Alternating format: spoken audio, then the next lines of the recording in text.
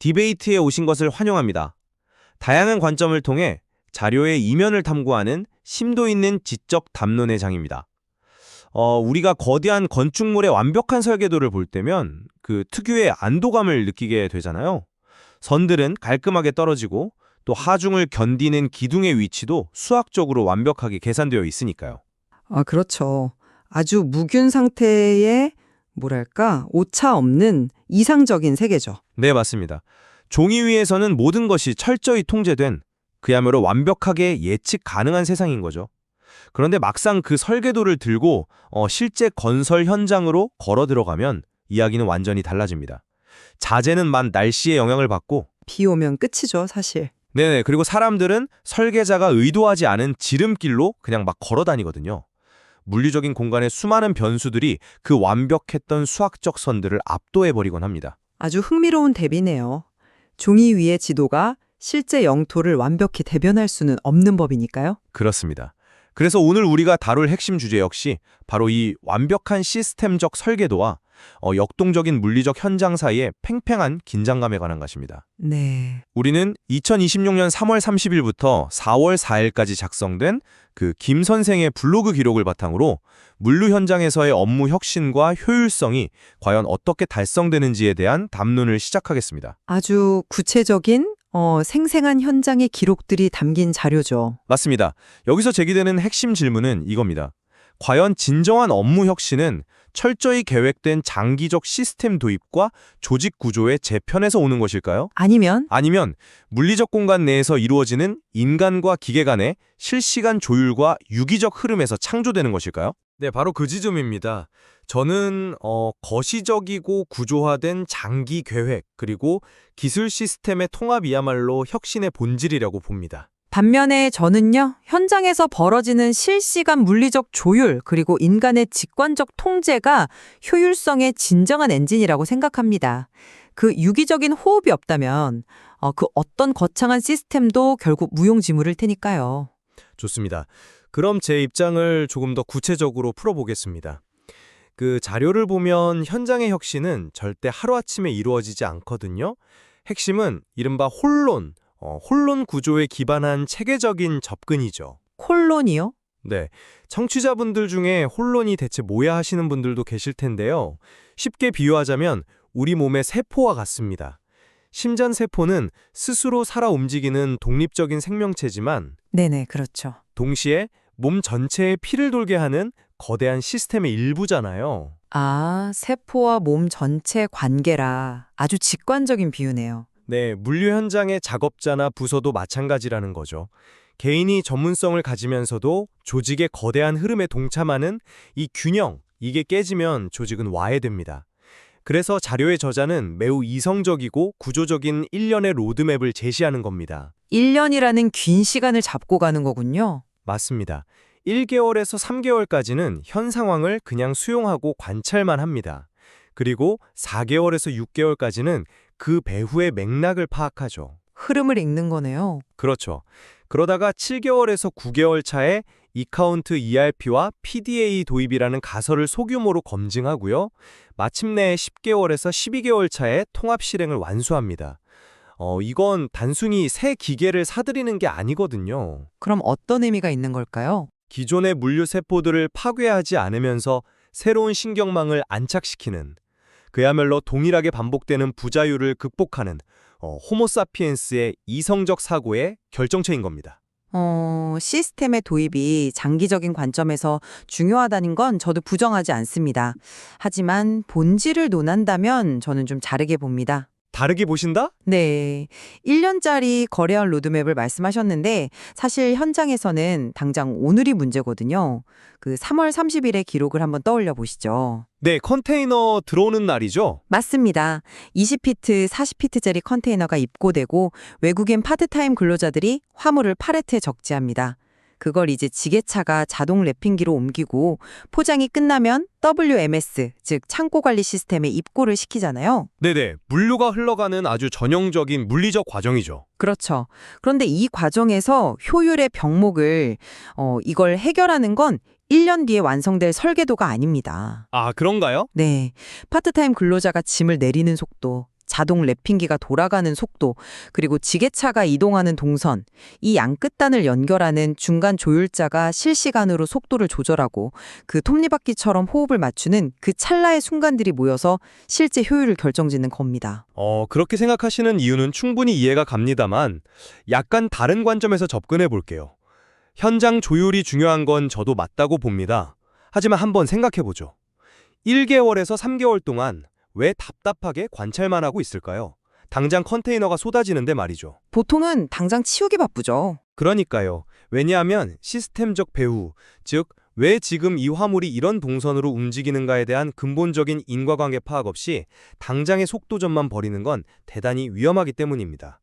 비유하자면 복잡한 대도시의 교통망 같은 거예요. 대도시 교통망이요? 네, 제가 주장하는 이 일련의 로드맵은 도심 전체의 신호등 체계를 연동시키는 작업인 겁니다. 툴스피아라는 새로운 근무지에서 4개월에서 6개월에 걸쳐 자본, 인력, 장비 등의 배후 원인을 파악하겠다는 저자의 신중함은 그 어느 사거리에 차가 얼마나 몰리는지 철저히 데이터를 수집하는 과정이거든요. 도심 전체의 신호 연동을 위한 데이터 수집? 맞습니다. 이 구조적 안정화 기간 없이 그냥 임기응변으로 차선을 막 바꾸면 어떻게 될까요? 도시 전체가 마비되겠죠. 현장의 리듬만을 쫓다가 앞서 말한 혼론 구조가 깨진다면 결국 그 혁신은 며칠 만에 붕괴될 겁니다. 잠깐만요. 그 부분은 제가 꼭 짚고 넘어가야겠습니다. 도심 전체의 신호등 연동. 네, 좋습니다. 하지만 당장 꽉 막힌 사거리에서 제일 필요한 건 뭘까요? 네. 저는 거대한 데이터 수집보다 당장의 흐름을 읽고 즉각적으로 수신호를 보내는 베테랑 교통경찰의 판단력이라고 봅니다. 진행자님은 혁신을 지나치게 1년이라는 긴 학술적 프레임에 가두고 계신 건 아닐까요? 학술적 프레임이라뇨? 너무 축소 해석하시는 것 같은데요. 저는 완전히 다른 방향에서 접근하고 싶습니다. 현장은 결코 학술 세미나 장소가 아니거든요. 당장 내 눈앞에서 외국인 근로자 2명이 커다란 박스를 하차시키는 속도가 지게차가 움직이는 속도보다 빠를 때 컨테이너 앞에는 일시적인 카오스가 발생합니다. 병목 현상이 생기죠. 그렇죠. 이 물리적인 충돌을 당장 오늘 아침에 해결해야 조직이 생존하는 겁니다. 거창한 시스템 테스트를 논하기 전에 사람의 땀방울과 기계 회전 사이의 동기화를 즉각적으로 맞춰내는 것. 그것이 훨씬 더 시급하고 살아 숨쉬는 개선할 의지라는 거죠. 저는 그 당장의 카오스를 잠재우는 임기응변을 과연 혁신이라고 부를 수 있을지 의문입니다. 그건 그저 현상 유지 아닐까요? 현상 유지요? 네, 자료에서 1년간의 핵심 과제로 무엇을 꼽았는지 한번 보시죠. 경영지원부에서만 쓰던 e카운트 ERP를 물류부로 확장하고 거기에 PDA 단말기를 접목하는 겁니다. 청취자분들을 위해 짧게 부연하자면 WMS는 창고의 공간을 관리하는 시스템이고 ERP는 회사의 돈과 물건의 흐름을 한눈에 보는 지도거든요. 네, e카운트 ERP를 물류 라인과 연결한다는 대목이죠. 네, 이게 핵심입니다. 이건 단순히 근로자와 기계의 속도를 눈대중으로 맞추는 차원을 완전히 넘어서는 거예요. 도구 도입이 아니라 기존 업무를 계승하면서도 회사의 이익과 직결되는 업무의 향상, 발전, 즉 패러다임 전환이거든요. 패러다임의 전환이다. 그렇죠. 오늘 컨테이너 하나를 교통경찰의 수신호로 빨리 치우는 걸 넘어서 내일 들어올 1000개의 컨테이너를 어떻게 최적의 비용으로 처리할지 그 두뇌를 심는 작업인 겁니다. 설득력 있는 주장이지만 이 점을 고려해 보셨습니까? 두뇌를 심는다는 표현은 아주 매력적입니다만 PDA나 WMS라는 시스템이 아무리 최첨단이라 한들 결국 그것들은 데이터를 기록하는 차가운 도구에 불과합니다. 도구에 불과하다고요? 네. 시스템 자체가 현장에 내려와서 무거운 짐을 날라주지는 않으니까요. 자료의 저자도 아주 의미심장한 말을 남겼습니다. 공간이란 장소도 때에 맞는 시간이 결합될 때에야 원래의 역할을 한다. 저는 이 문장의 무게를 곱씹어 보아야 한다고 봅니다. 그 문장이요? 아무리 중앙 서버에 완벽한 e카운트 ERP가 구축되어 있어도요. 현장에서 자동 랩핑기가 랩을 감는 타이밍과 파트타임 근로자가 다음 짐을 가져오는 타이밍을 매끄럽게 연결하는 중간 작업자의 물리적 능력이 없다면 어떨까요? 물론 그 중간 작업자의 역할이 완전히 사라진다는 뜻은 아닙니다. 제 말은 시스템이 낼 수 있는 효율의 최고 속도는 결국 서버의 처리 속도가 아니라 그 현장에 서 있는 인간의 육체적 한계에 의해 결정된다는 겁니다. 시스템이 인간을 이끌고 가는 게 아니라 인간의 물리적 수행 능력이 시스템의 성과를 규정짓는 근본적인 베이스라는 뜻이죠. 그 논리에는 온전히 설득되지 않네요. 왜냐하면 방금 인용하신 그 문장 있잖아요. 공간이란 장소도 때에 맞는 시간이 결합될 때에야 원래의 역할을 한다. 저는 바로 그 지점에서 우리가 완벽하게 같은 현상을 보고도 완전히 다른 결론을 내리고 있다고 느낍니다. 어떤 의미시죠? 전문가님은 그 때에 맞는 시간을 인간의 직관이나 육체적 타이밍으로 해석하셨죠. 하지만 저는 정반대입니다. 그 타이밍을 정확하게 알려주고 통제할 수 있게 만드는 것이 바로 PDA와 WMS라는 시스템인 거예요. 시스템이 타이밍을 준다? 네. 인간의 직관은 분명히 피로해지고 또 오류를 범합니다. 그런데 이 조절자가 자신의 감각에만 의존하지 않고 PDA라는 시스템과 동기화되었기 때문에 언제 어느 공간에 물건을 두어야 하는지 그 정확한 시간을 부여받게 된 거죠. 자료에서 언급된 호모사피엔스의 이성적 진화가 바로 이겁니다. 인간이 기계의 부속품이 되는 게 아니라 역으로 PDA라는 강력한 정보 통제 도구를 손에 딱 쥐고 창고라는 물리적 시공간의 한계를 통제하기 시작하는 거죠. 그렇게 보시는군요. 현장의 그 훌륭한 육체적 조율조차도 결국 거대한 시스템이라는 설계도가 뒷받침될 때 비로소 100%, 200%의 진가를 폭발시키는 겁니다. 글쎄요, 저는 그 철학적 프레임이 현장의 생생한 질감을 너무 납작하게 만든다고 봅니다. 기계와 기계 사이를 잇는 매개체가 결국 인간이라는 사실을 다시 한번 직시해보죠. 네, 매개체죠. 한쪽에는 짐을 내리는 사람이 있고 다른 한쪽에는 데이터를 저장하는 서버가 있습니다. 만약 혁신의 최종 목적지가 완벽한 시스템적 자동화라면 지금 땀 흘리면 속도를 조율하는 이 사람의 역할은 대체 뭡니까? 장디 로드맵이 완성되는 1년 뒤에는 배제되어야 할 어떤 불완전한 과도기적 존재인가요? 배제되는 것이 아니라요. 개인의 암묵지가 시스템과 통합되는 겁니다. 저는 그게 그렇게 이상적으로만 보이지 않거든요. 오히려 그 예측 불가능한 변수투성이의 환경 속에서 시스템이 멈추지 않고 돌아가게끔 매 순간 산소호흡기를 달아주는 게 조율자의 융통성입니다. 산소호흡기요? 네, 인간이 도구를 이성적으로 통제한다기보다 도구가 가진 치명적인 빈틈들을 인간의 육체적 감각이 끊임없이 땜질하며 메워주고 있는 형국에 훨씬 더 가깝죠. 현장의 융통성을 시스템의 빈틈을 메우는 보완제 정도로 보시는 거군요. 하지만 다시 혼론의 관점으로 돌아가 보겠습니다. 그건 대립이 아니라 융합이거든요. 융합이다. 개인이 가진 훌륭한 직관이 독립적으로 작동하면서 동시에 조직 전체의 ERP 데이터 통합이라는 목표에 복무하는 거죠. 제가 왜 계속 1년이라는 긴 시간을 강조하는지 아십니까? 만약 우리가 그 베테랑 교통경찰의 직관에만 의존한다면 그 경찰이 갈근하는 순간 도시는 바로 마비됩니다. 특정 개인에 대한 의존도가 높아진다는 리스크, 그 부분을 인정합니다. 그렇기 때문에 10개월에서 12개월에 걸쳐서 개인의 훌륭한 감각을 시스템에 안착시켜야 하는 겁니다. 특정 개인의 감각에 의존하던 위태로운 줄타기가 조직 전체의 영구적인 자산으로 뿌리내리는 과정. 이것이 단순한 매일의 반복을 넘어선 기업의 생존을 담보하는 진정한 계승과 발전 아닐까요? 숙련자의 암묵지를 시스템의 자산으로 만든다는 건 경영학 교과서에서는 완벽한 정답이죠. 하지만 현실의 물리적 제약 앞에서는 한계가 명확합니다. 어떤 한계죠? 자동 랩핑기의 모터가 견딜 수 있는 부하, 팔레트 위에 쌓아올린 박스의 아슬아슬한 무게중심, 오늘따라 유독 미끄러운 작업장 바닥의 마찰력, 이런 것들은 결코 ERP 화면 속의 숫자로 깔끔하게 치환될 수 없는 아주 날것의 제약들입니다. 물론 모든 걸 100% 데이터화할 순 없겠죠. 그렇기 때문에 우리가 논하는 이 업무 역시는 모니터 앞에서의 논리적 완결성이 다가 아닙니다.